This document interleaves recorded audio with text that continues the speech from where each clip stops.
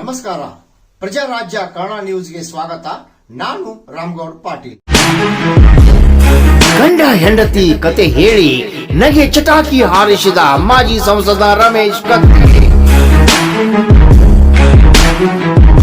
Complete finish ಶಬ್ದ ಒಂದೇ, ಆದ್ರೆ ಮಾಜಿ ಸಂಸದ ರಮೇಶ್ ಕತ್ತಿ ಮಾತಿಗೆ ಎದ್ದು ಬಿದ್ದು ನಕ್ಕ ಜನ.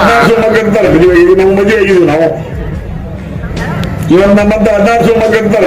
ಈಗ ನಾವು ಮದುವೆ ಆಗಿದ್ವಿ. ನಾವು ನೀ ನನ್ನ ಮದುವೆ ಆದಿ, ನಿನ್ನ ಮದುವೆ ಕಂಪ್ಲೀಟ್ ಆದ. ನಾನ್ ನಿನ್ನ ಮದುವೆ ಆದಿಲ್ಲ, ನಾ ಫಿನಿಶ್ ಆದ. ನಾನ್ ನಿನ್ನ ಮದುವೆ ಆದಿಲ್ಲ, ನಾ ಫಿನಿಶ್ ಆದ. ವಿಶೇಷವಾಗಿ ಗಂಡ ಹೆಂಡತಿ ಇರ್ತಾರೆ ಇಬ್ರು. ಹೆಂಡತಿ ಕೇಳ್ತಾರೆ, ಏನ್ರಿ ಕಂಪ್ಲೀಟು ಅಂದ್ರೂ ಮುಗೀತು, ಫಿನಿಶ್ ಅಂದ್ರೂ ಮುಗೀತು.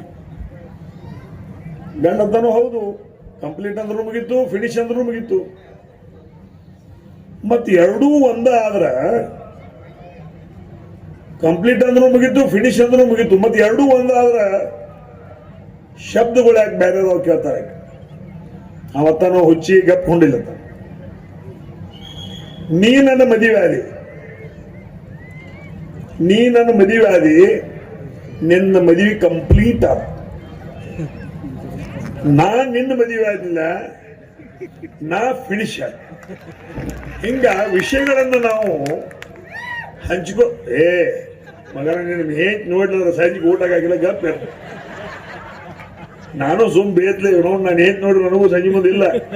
ಸುಮ್ ಗಜಾನ ಕೊಳ್ಳಿ ಮಣಿಗೆ ಮಮ್ಮ ಮೈತಾನ್ಗಳು ಮಾತಾಡತ್ತರು ಹಂಚ್ಕೊಂಡಿರ. ಉದ್ದೇಶ ಹೇಳುವಂಥದ್ದು ಇಷ್ಟೇ. ಈ ಮೊಬೈಲ್ ವಿಷಯ ಯಾಕೆ ಹೇಳಿದ್ರೆ ಬಹಳ ಸೀರಿಯಸ್ಲಿ ತಗೋರಿ. ನೀವು ಶಾಲೆಯವ್ರಿಗೆ ಹೇಳ್ತಾರೆ, ನೀವೇನು ಬೋರ್ಡ್ ಆಫ್ ಮ್ಯಾನೇಜ್ಮೆಂಟ್ ಅಂತ ನಿಮ್ಮ ಬಾಬಾ ನಾವು ಹೊಡುವ ನಮ್ಮ ಮಕ್ಕಳು ನೋಡಕ್ ಬಂದಿವು, ನಾವು ಮುಗಿಸ್ತೀನಿ ಗತಿ ಅಂತೆ. ಆದ್ರೆ ಬಂದಾಗ ಏನು ಸಮಾಜಕ್ಕೊಂದು ನಾವು ಮೆಸೇಜ್ ಕೊಡ್ಬೇಕಾಗತ್ತೆ. ಎಲ್ಲೋ ಸಮಾಜಕ್ಕೂ ಮೆಸೇಜ್ ನಾವು ಕೊಡದೆ ಹೋದ್ರೆ, ಎಲ್ಲೋ ಸಮಾಜಕ್ಕೆ ಸಂದೇಶ ನಾವು ಕೊಡದೆ ಹೋದ್ರೆ, ವಸ್ತುವಿನ ಈಗಿನ ಸಮಾಜ ಹಿಂದಿನ ಸಮಾಜಕ್ಕೆ ತುಲನಾತ್ಮಕ ಮಾಡಿ ಎಲ್ಲಿ ನಮ್ಮ ಸಮಾಜ ತಪ್ತಾ ಇದೆ, ಆ ಒಂದು ವೇದಿಕೆಯನ್ನು ಸರಿಯಾಗಿ ರಮೇಶ್ ಕತ್ತಿ ಬಳಸ್ಕೊಳ್ಳಲಿಲ್ಲ ಅಥವಾ ಸಮಾಜಕ್ಕೆ ಏನು ಸಂದೇಶ ಕೊಡ್ಲಿಲ್ಲ ಅನ್ನುವಂಥ ಶಬ್ದ ನನ್ನ ಮ್ಯಾಗ ಬರ್ತದೆ.